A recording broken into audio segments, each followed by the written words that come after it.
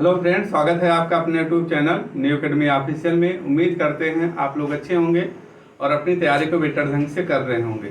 तो friends, previous class में हम लोगों ने जो है भौतिक गुण में रासायनिक गुण को कंप्लीट किया था। रासायनिक गुण में जैसे सॉइल पीएच के बारे में हम लोगों ने अच्छे तरीके से कवर किया था लास्ट टाइम में। और उसमें क्या पढ़ा था, हम लोगों ने पढ़ा था सैलाइन सॉइल का पीएच कितना होता है, एल्काइन सॉइल का पीएच कितना होता है, सैलाइन सैलाइन एल्काइन सॉइल का पीएच कितना होता है।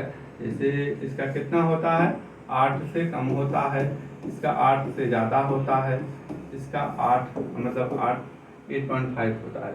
तो ये सारी चीज़ें ने आप लोगों की कंप्लीट हो गई होंगी। आई होप आप लोगों का जो है तैयार हो गया होगा। क्लास जो है लेट स्टार्ट होने की वजह था कि जान ही रहे हैं क्या वजह था। ठीक है फ्रेंड्स, तो क्लास को कंटिन्यू किया जाएगा और बेहतर तरीके से तैयार कीजिएगा। तैयार कितना है आप लोगों का, रिवीजन ज़्यादा से ज़्यादा करिएगा ताकि जो है चीज़ें आपकी तैयार हो सके। ठीक है फ्रेंड्स, तो क्लास शुरू करने से पहले वही छोटी सी रिक्वेस्ट है, चैनल पे नए हैं तो चैनल को सब्सक्राइब जरूर कर लें और बेल आइकन जरूर प्रेस कर लें ताकि जो है न्यू वीडियो का नोटिफिकेशन आप लोगों तक पहुंच सके और अपनी तैयारी को बेहतर कर सकें। ठीक है फ्रेंड्स, आज हम लोगों का टॉपिक है जो है हम लोग क्या पढ़ने वाले हैं, मृदा के जैविक गुण यानी कि बायोलॉजिकल प्रॉपर्टी ऑफ सॉइल के बारे में हम लोगों को आज कवर करना है।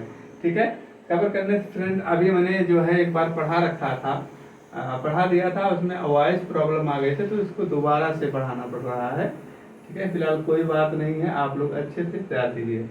ठीक है, इसमें जो है हम लोगों को पढ़ना ही है। ठीक है, इसमें पढ़ना हम लोगों को यही है, जीवाणु मतलब मृदा में सूक्ष्म जीव में हम लोगों को क्या क्या पढ़ना है। पहला पढ़ना है क्या, फफूंद के बारे में देखना है। फफूंद के बारे में, इसके बाद हमको एक्टिनोमाइसीट्स के बारे में देखना है, जीवाणु के बारे में देखना है, शैवाल के बारे में, लाइकेज के बारे में, सॉरी लाइकेन के बारे में और प्रोटोजोआ के बारे में हम लोगों को कवर करना है। इसमें क्या होता है, मृदा के जो जैविक सूक्ष्म तत्व कह सकते हो, जीव कह सकते हो, तो इनमें अगर पूछा जाता है आपकी मृदा में यानी कि मिट्टी में जो है सर्वाधिक संख्या में कौन सा सूक्ष्म जीव पाया जाता है, कौन सा सूक्ष्म तत्व पाया जाता है, तो क्या बताएंगे, बैक्टीरिया बताएंगे, जीवाणु बताएंगे। अगर कणों का आकार के बारे में यानी कि भार के बारे में पूछता है, सर्वाधिक भार के जो है आधार पर, तो आपका फफूंद हो जाएगा, एक्टिनोमाइसीट्स हो जाएगा, इसके बाद आपका जीवाणु हो जाएगा, बैक्टीरिया हो जाएगा। इसको आप लोगों को अच्छे तरीके से ध्यान रखना है। क्वेश्चन है, नॉर्मल क्वेश्चन बनते हैं इससे जीवाणुओं से। ठीक है, बायोलॉजिकल प्रॉपर्टी यानी कि जैविक गुण से मिट्टी के बारे में, तो पहला प्रश्न ही बनेगा, संख्या के आधार पर मिट्टी में सर्वाधिक मात्रा में कौन सा सूक्ष्म तत्व या कह सकते हैं जीवाणु जो होता है सर्वाधिक मात्रा में पाया जाता है, तो आप बताएंगे बैक्टीरिया और भार के आधार पर फफूंद बताएंगे। ठीक है फ्रेंड्स, तो आइए हम लोग शुरू करते हैं, इन सब चीजों को शुरू करते हैं। तो अब हम पहला बात कर लेते हैं, पहला बात करेंगे जीवाणु के बारे में बात करते हैं, जीवाणु के बारे में बात करेंगे। ठीक है, तो जीवाणु की जब बात करेंगे पहला प्रश्न यही बनेगा, ये जो है आपका क्रम जो पूछ लेगा, मृदा में सर्वाधिक संख्या के आधार पर कौन सा सूक्ष्म तत्व सर्वाधिक पाया जाता है। क्या लिखेंगे, मृदा के जो है सर्वाधिक संख्या के आधार पर, सर्वाधिक संख्या के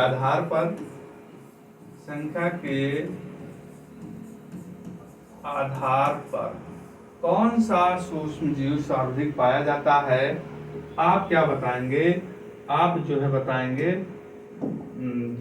जीवाणु सबसे ज्यादा पाया जाता है। क्या बताएंगे, जीवाणु यानी कि बैक्टीरिया। ठीक है, इसके बाद आप क्या बताएंगे, एक्टिनोमाइसीट्स बताएंगे, एक्टिनोमाइसीट्स। इसके बाद क्या बताएंगे आप, जो है फफूंद बताएंगे, फफूंद बताएंगे। क्लियर हुआ। तो लगभग लगभग कितना परसेंट पाया जाता है, अभी इसको मैं डिटेल में बताऊंगा, पहले तो इसको आप नोट डाउन करिएगा इसी हिसाब से। इसके बाद दूसरा प्रश्न जो बनता है आपका, दूसरा पॉइंट को ध्यान रखना है, भार के आधार पर पूछेगा, भार के आधार पर सूक्ष्मजीव मृदा में सबसे ज्यादा सूक्ष्मजीव कौन सा पाया जाता है। तो जब भार के आधार की बात करेगा आप बताएंगे सब, इसका उल्टा हो जाएगा, पहला नंबर पे आ जाएगा फफूंद, ठीक है, इसके बाद एक्टिनोमाइसीट, इसके बाद आपका बैक्टीरिया हो गया, यानी कि जीवाणु हो गया। ये पॉइंट आप लोग इस तरीके से नोट डाउन करिए। इसको जो है क्लास में देखिए, ऐसा ना हो कि आपको ऐसा कोशिश करना क्लास देखते देखते आप लोगों को सारी चीजें तैयार हो जाएगा, ये आप लोगों का प्रयास होना चाहिए। इससे माइंड सेटअप से बैठना चाहिए कि आप लोगों का इसे क्लास को देख, ये ना सोचो कि एक बार नोट डाउन कर लेते हैं कल याद कर लेंगे, नहीं, आप पूरा कंसंट्रेट होकर के क्लास में ही तैयार कीजिएगा। जैविक गुण की जब बात करेगा सबसे ज्यादा जो है शाब्दिक संख्या के आधार पर पूछेगा, आप जीवाणु बताएंगे, ठीक है। और संख्या की बात करेगा, संख्या की जब बात करेगा, यानी सॉरी भार का जब बात करेगा, भार में आपका फफूंद हो जाएगा, ठीक है। ये चीज आपको क्रम ध्यान रखना है, ठीक है फ्रेंड्स। तो आइए हम लोग अब आगे बढ़ते हैं, आगे में हम एक एक करके कवर करते हैं, ठीक है। पहला नंबर पे आप कवर करेंगे हम लोग, तो जो है क्या, जीवाणु को हम लोग कवर करते हैं। जीवाणु के बारे में थोड़ा चीजें जानते हैं, जीवाणु के बारे में, ठीक है। जीवाणु, जीवाणु के बारे में हमको क्या देखना है, ठीक है। तो जीवाणु की जब बात करेंगे तो जीवाणु के आहार कितना परसेंट पाया जाता है, 90% जो होता है संख्या के आधार पर कितना, 90% जो है हमारे सूक्ष्म जीव जो है मृदा में पाए जाते हैं सबसे ज्यादा। इस पॉइंट को आपको ध्यान रखना है। इसके बाद क्या होता है आपका, किस पीएच पर ये जो होते हैं सर्वाइव करते हैं, तो सर्वाइव 5.5 से 7.5 पीएच पर ये सर्वाइव करते हैं। पीएच की जब बात करेगा उदासीन पीएच पर, पीएच की जब बात करेगा उदासीन पीएच 5.5 से 7.5 पर ये जो है सर्वाइव करते हैं। हमारे बैक्टीरिया जो है किस पीएच पर सर्वाइव करते हैं, 5.5 से 7.5 पीएच पर सर्वाइव करते हैं, ठीक है। मृदा में सर्वाधिक मात्रा में, ठीक है, मृदा में सर्वाधिक मात्रा में, ठीक है। ये पॉइंट ध्यान रखना है। इसके बाद आपको इनका कार्य क्या होता है, कार्य के वर्क के बारे में जानना होगा। वर्क क्या होता है इनका, इनका वर्क होता है नाइट्रोजन फिक्सेशन, नाइट्रोजन स्थिरीकरण, नाइट्रोजन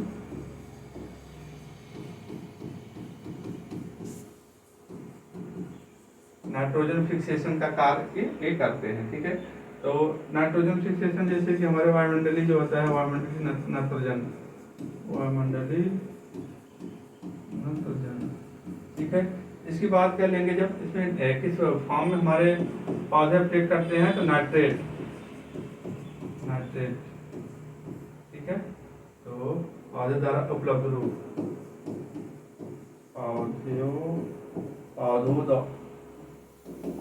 पौधों द्वारा उपलब्ध रूप, ठीक है। ये ध्यान रखना है आपको यहाँ पे।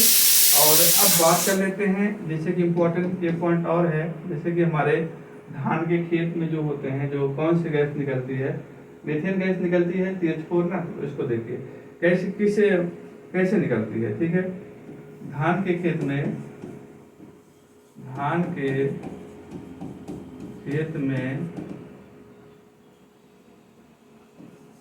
अवायवीय दशाओं में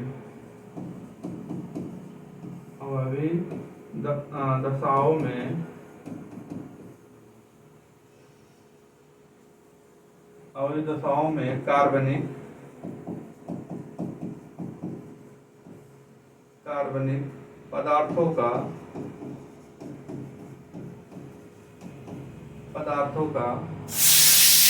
विघटन विघटन अवयवी जीवाणु जीवाणु मिथेनो बैक्टर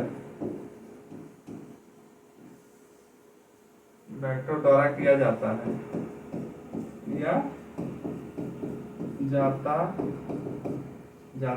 ठीक है। ये पॉइंट ध्यान रखना। इस कारण से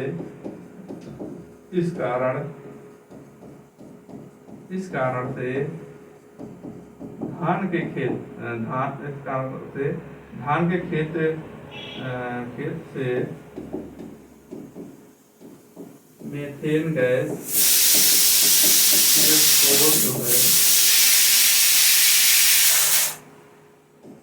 गैस निकलती। ठीक है, ये पॉइंट आप लोगों को ध्यान रखना है। धान के खेत में अवयवी दशाओं में कार्बनिक पदार्थों का विघटन अवयवी जीवाणुओं द्वारा मेथेनोबैक्टर के द्वारा किया जाता है या होता है। इसी कारण से हमारे धान के खेत में मीथेन गैस निकलती है। ये पॉइंट को आप लोगों को ध्यान रखना होगा। नाइट्रोजन फिक्सेशन उदासीन, इसके बाद पीएच पर सर्वाइव करते हैं 5.5 से 7.5। कितना परसेंट हमारे मृदा में पाए जाते हैं? 90% सर्वाधिक मात्रा में पाए जाते हैं। ठीक है, ये पॉइंट आपको ध्यान रखना पड़ेगा। ठीक है, तो 90% हो जाएगा और इसके बाद 9% ये हो जाएगा, इसके बाद 1% कपूत जो होते हैं। ठीक है, इस तरीके से हम देख सकते हैं। ठीक फ्रेंड्स, अब इसके आगे हम बढ़ते हैं, नोट डाउन कर लीजिएगा आप लोग। इसके आगे हम बढ़ते हैं एक्टिनोमाइसीटीज के बारे में हम लोग जो है कवर करते हैं। ठीक है, चलिए आई होप आप लोगों का ये जो है इतना जो है तैयार हो गया होगा। क्लास में ही कोशिश करिएगा, क्लास में ही जो है आप लोगों का ये जो है तैयार हो जाए, ये जो है। ठीक है,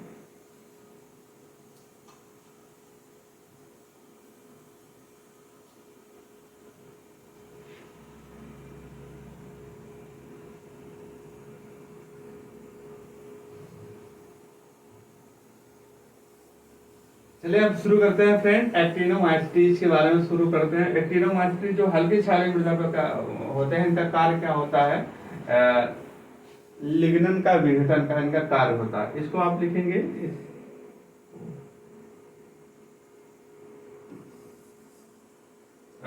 हल्की पीएच की जब बात करेंगे, है हल्की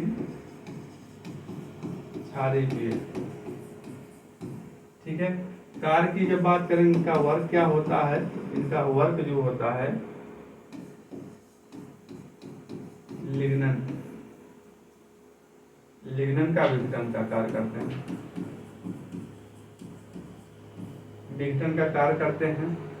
अब एक पॉइंट और ध्यान रखना, इंपॉर्टेंट पॉइंट लिखेंगे आप, इंपॉर्टेंट पॉइंट को लिखेंगे जुते हुए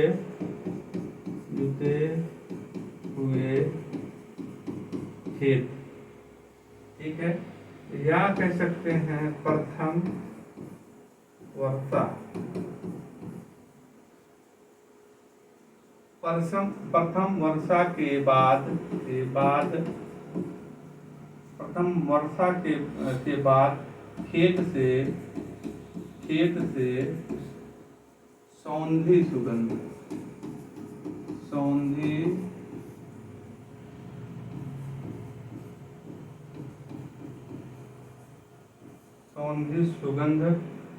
किसके कारण आता है?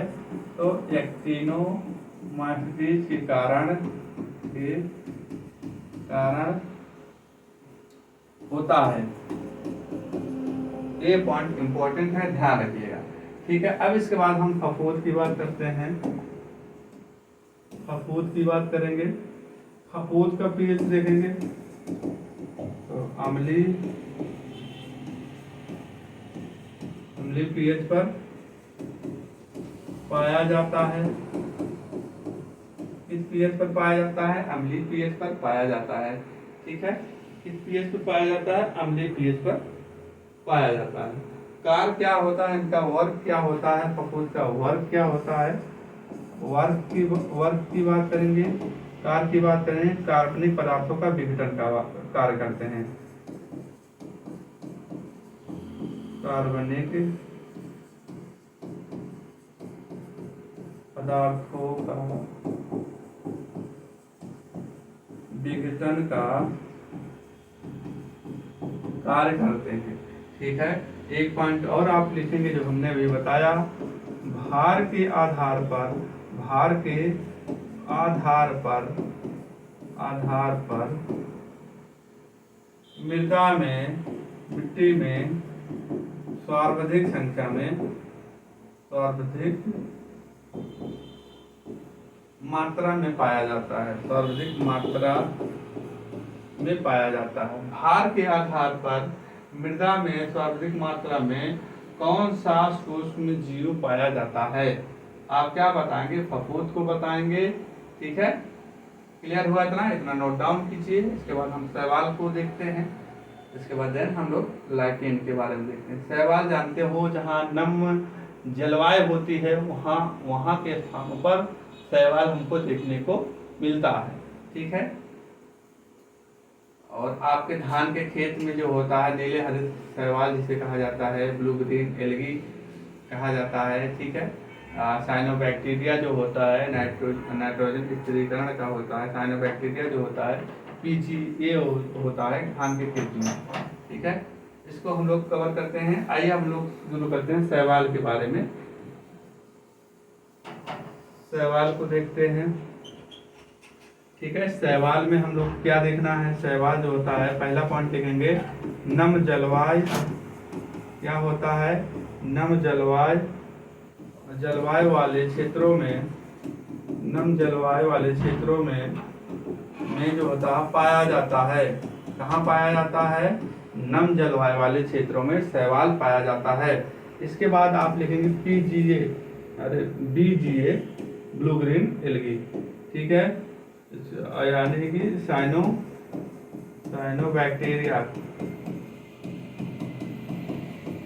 साइनोबैक्टीरिया नाइट्रोजन स्थिरीकरण जो होता है, यही जो होता है आपका BGA ब्लू ग्रीन एल्गी जो होता है धान के खेत में पाया जाता है, धान के खेत में। ठीक है, ये पॉइंट को आप लोगों को ध्यान रखना होगा। ठीक है फ्रेंड्स, इतना पॉइंट आपको ध्यान रखना है। शैवाल जो होता है नम जलवायु वाले क्षेत्रों में पाया जाता है। ठीक,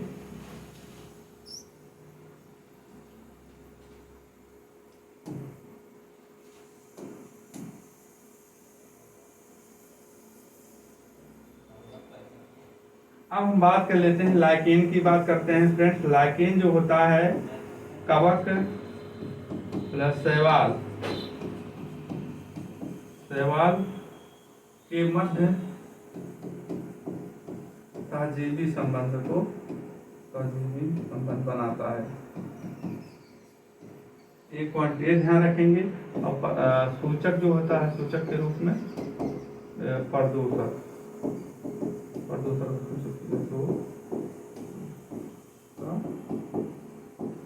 सूचक। ठीक है, इतना पॉइंट आप लोगों को फ्रेंड्स ध्यान रखना है। ठीक है, तो आपने क्या पढ़ा आज, जो है आपका बायोलॉजिकल मतलब जो होता है प्रॉपर्टी ऑफ सॉइल प्रॉपर्टी आप लोगों का कंप्लीट हुआ। जैविक जैसे भौतिक गुण आपने देखा और उसके बाद रासायनिक गुण को कवर किया गया। आज जो है आपने जैविक गुण के बारे में कवर किया, बायोलॉजिकल प्रॉपर्टी ऑफ सॉइल के बारे में कवर किया।